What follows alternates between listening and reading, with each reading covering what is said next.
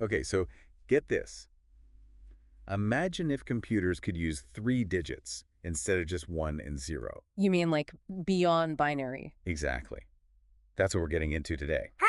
Ternary computers. Instead of just ones and zeros, they use the third character. Wild, right? It's definitely a fascinating concept. Most people don't even realize there's an alternative. Right. It's like finding out there's a whole secret menu at your favorite restaurant. But before we get ahead of ourselves, let's break it down. What's the core difference between these two systems? At their most basic, it's about how many states each digit can have. Binary uses 2, 0, and 1. Think of it like a light switch. It's on or off. That's a good way to put it. Binary equals 2 states. Exactly. With ternary, though, you have 3 states. You often see it represented as -1, 0, and 1, almost like a dial with 3 positions. Okay, I'm starting to see how that would work. You'd be able to pack more information into each digit with that extra state, right? That's the general idea, yeah. Like, imagine writing a sentence but using fewer letters to express the same thing. So ternary is like the more efficient language of computers. You could think of it that way, yeah. But if it's all about the states, how would you even begin to build a computer that actually runs on this 3-state system? Well, instead of those transistors we see in binary computers, ternary computers would need entirely different building blocks. One option that gets tossed around is something called a T-gate. A T-gate.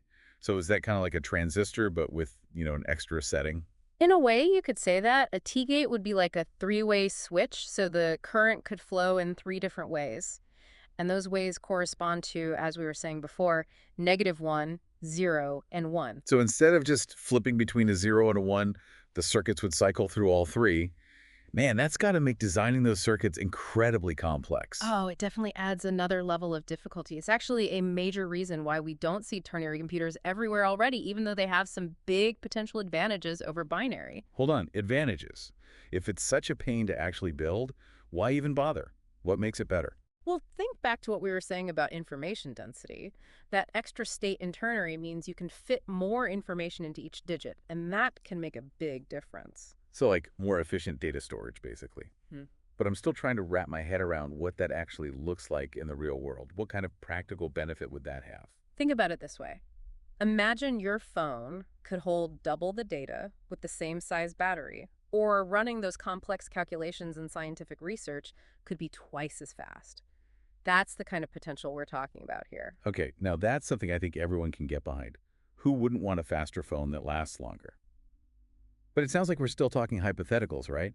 If ternary computers are so great, what's holding them back? It really comes down to one word: practicality. Designing a T-gate on paper is one thing, but actually manufacturing billions of the things and on those tiny chips and getting the precision and reliability you need for a modern computer, that's something else entirely. It's like having the recipe for some incredible cake, but trying to bake it in a kitchen the size of a postage stamp. Yeah, that's a pretty good analogy. And it's not just about making the parts smaller either. We'd need totally new manufacturing processes for something like this. That's huge. So it's not even just about the technology itself being difficult. It's about the whole infrastructure you need to create around it just to make it work. That's the thing, yeah. The entire computing world we have now is built around binary, from the hardware to the software. Even just the way we think about programming in the first place, switching to ternary would mean completely overhauling, well, everything, the whole industry. Wow, so it's not even just about building a better computer. It's about basically rebuilding the entire digital world from scratch. Pretty much. And as you can imagine, yeah, it's a pretty daunting thought, even if the payoff could be huge. So I guess I shouldn't expect to see ternary laptops in stores next year or anything. Probably not, no. But there are still researchers out there trying to figure out how to make it happen. They're exploring some really cool options. Like what? Give us a sneak peek. What could the future of ternary look like? One area that seems really promising is building these T-gates using new materials, stuff like carbon nanotubes. They're tiny, incredibly strong, and they have the right properties to actually make this stuff work. So we're talking about making computers on almost an atomic level. That sounds like something straight out of a movie. It does, doesn't it? That's part of what makes this field so exciting. We're talking about completely changing what's possible with computers. I'll say. But before we go too far down the rabbit hole, let's back up a bit. Ternary computers aren't exactly a brand new thing, are they? You're right, actually. The idea's been around for longer than a lot of people think. The first time anyone tried to actually build a ternary calculating machine, at least that we know of, was all the way back in the 1800s. No way. The 1800s, really? That's even before electronic computers were a thing. Yeah. A guy named Thomas Fowler built a mechanical calculator that actually used a base 3 system. A mechanical ternary computer. That's amazing. It's like something you see in a steampunk drawing. It really is, and it shows how some ideas can be way ahead of their time, just waiting for the world to catch up. That's a really good point. But if people were already thinking about this stuff back then, how did binary computers end up becoming the standard? Well, in the early days of computing, binary just ended up being more practical. Transistors, which we were talking about before, were just easier to build and make smaller at the time. So they were more, what, elegant, easier to work with? Exactly. The on-off logic of binary just fit better with electronic circuits. It was the obvious choice. But, and this is important, we're pushing the limits of how much power and efficiency we can get out of binary. And that's a big part of why people are getting interested in ternary again. It's like we're hitting a wall with what we could do with the computers we have now, and ternary might be the way to break through. That's a good way to put it, yeah. And the cool thing is, it goes way beyond just making faster computers. Ternary logic could change everything from how we keep information safe to how we build artificial intelligence. Whoa, okay, now you're just teasing us. We'll have to dive into all that and more. But first, a quick break. We'll be right back to explore the exciting world of ternary applications after this. So before the break, we were talking about how ternary computers could revolutionize things. Even stuff like cryptography and AI, that's pretty mind-blowing stuff. It's less of a revolution, I'd say, more like taking those fields to the next level. Ternary lets us approach things from a whole new angle, you know? Like we might discover solutions we hadn't even considered before. Okay, I like the sound of that. Let's start with cryptography because honestly, it sounds kind of counterintuitive. How does adding a third digit make codes harder to crack? Wouldn't that actually make things more complicated? It does make things more complex, yeah, but that complexity is actually what makes it more secure. Think about it like, say, a combination lock, right? Okay, I'm following. A binary lock only has two choices for each number. It's either a 0 or a 1. But with a ternary lock, you've got meg and 1, 0 and 1. So suddenly, you've got way more potential combinations. So it's like the more possibilities there are, the harder it is to guess the right combination. Exactly. And when you think about how much we rely on online security these days, that extra layer of protection could be huge. Especially with like quantum computers becoming a thing. Oh, absolutely. Quantum computers could crack a lot of the encryption we use now, but having algorithms based on ternary could be a way to fight back. And so it could be our secret weapon in the quantum age. That's pretty cool. But what about AI? You mentioned ternary neural networks earlier. What exactly does that mean? Well, think about how our own brains work for a second. It's not just about neurons being on or off. There's a whole spectrum of activity going on in there. Right. Ternary neural networks try to reproduce that kind of complexity. So instead of just firing or not firing, a ternary neuron would have more of a, like, maybe setting. That's a really simplified way to put it, but yeah, essentially. That extra setting would give you more nuanced responses, you know? So maybe these networks would be better at recognizing subtle things or dealing with data that's kind of ambiguous. So almost like a ternary network might be better at understanding how messy and complicated the real world is, just like our brains do. That's the hope, yeah. It'd be like giving AI a little taste of what it's like to be human. That's amazing. Mm. I never would have thought that something as like abstract as ternary logic could have that kind of impact on these cutting-edge fields.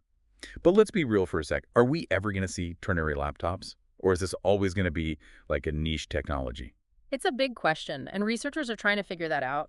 While a world that runs entirely on ternary isn't impossible, it would mean redoing basically everything. Every piece of software, every chip design, the entire way we think about computers. Yeah, that sounds like a pretty tall order.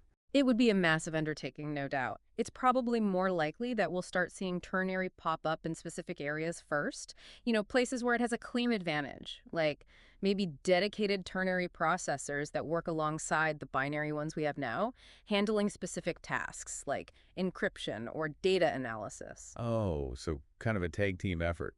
Binary and ternary working together, each playing to their strengths. Exactly. We could even see ternary logic being used in things like embedded systems, where energy efficiency is super important. Oh, right, like those tiny sensors or wearable tech. Yeah, that's where the efficiency of ternary could really shine. It's making me think about the possibilities beyond just, the computers we use every day.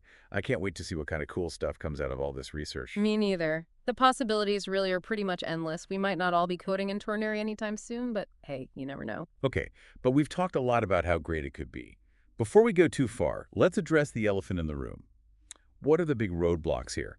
What's preventing ternary computing from becoming more common? Well, like we were saying, just the sheer scale of switching over to a whole new system is huge, right? But even beyond that, there are some pretty major technical hurdles too. Like what? Remember those T-gates we were talking about? The ternary version of transistors? Yeah, those tiny three-way switches, those are important, right? They're essential. But designing and building them at the scale we need is crazy difficult. It's not just about making them smaller, it's about finding the right materials, the right process. Everything has to be perfect for this to work. So it's not as simple as like, if you build it, they will come. Nope. We'd need new ways to make these things, new ways to test them, new everything. Even just figuring out how to fit them onto a chip is a challenge. Sounds like a giant puzzle. It kind of is. And then there's the software side of things too. Oh, right, because you can't just, like, run regular code on a ternary computer, can you? Exactly. We'd need new programming languages, new ways to translate code, new operating systems, the whole 9 yards. So we're talking about something that would take experts from, like, every part of the tech world working together. Physics, materials, computer engineering, software, all of it. That's what makes it so challenging. But that's also what makes it so exciting. Because if we can make it work, who knows what we could accomplish. You're right about that. It really makes you think about the bigger picture of where technology could go. But we're actually running out of time for today's episode. I guess we'll have to save those big thoughts for next time. You know, we've talked a lot about the potential of ternary computers, but I'm still a little fuzzy on the efficiency thing. What makes it inherently more efficient, even with all the challenges? It really comes down to information density. Remember that analogy about writing a sentence with fewer letters? Ternary is kind of like that. It's like having a more compact way for computers to talk. So it's not just about speed, it's about doing more with less, right? Exactly. And this is super noticeable with things like searching through tons of data or sorting it. Imagine you're trying to find a specific book in a library, right? Okay, I'm with you. So with a binary search, you're basically cutting the library in half each time, narrowing it down. But ternary, you could divide it into thirds, which means you get to the answer even faster. Oh, I see. You're eliminating more options with every step. Exactly. And that efficiency could be huge, especially in fields like data analysis or scientific modeling, where you're dealing with massive amounts of data all the time. It's amazing to think that just changing how we represent information could have such a big impact. That's the really cool thing about looking at these different computing models. It makes you rethink what a computer even is. Speaking of rethinking things, I gotta admit, I'm still having trouble picturing what a ternary computer would even look like. We talk about these T-gates, but is there anything else? The T-gates are a huge part of it, for sure. But there's this other technology that's got people excited. Memristors. Memristors. I feel like I've heard that somewhere. They're basically electronic components that can remember what their resistance was, even after you turn the power off. Think of it like a light switch that remembers if it was on or off. Okay, yeah, now I remember hearing about those. That's really interesting. And the great thing about them is they could be perfect for building what's called non-volatile memory for ternary computers. Non-volatile, meaning like the computer wouldn't have to reload everything from scratch every time you turn it on. That's it. Faster boot times, less power used, the whole package. That would be amazing. Mm-hmm. I'm sold on the idea, but realistically, how far away are we from actually seeing this stuff in action? Are we talking years, decades? It's really hard to say for sure. Technological progress isn't exactly predictable, but the research is moving fast, and there's a lot of excitement about it. So maybe not ternary laptops next year, but it's not just a fantasy either. Exactly. We might see it pop up in more specialized applications first, like really high-performance computing or cryptography. But if it works out, who knows what the future holds? It really is kind of mind-blowing how much potential there is in just changing one basic thing about how computers work. It's a good reminder that we should always be questioning our assumptions and looking for new ways to do things. I couldn't agree more. Ternary computing is a perfect example of that. There's always something new to discover, and the future of technology is always full of surprises. Well said. And on that note, we're out of time for today. Thanks for joining us on this journey into the world of ternary computers. Until next time, keep those minds curious.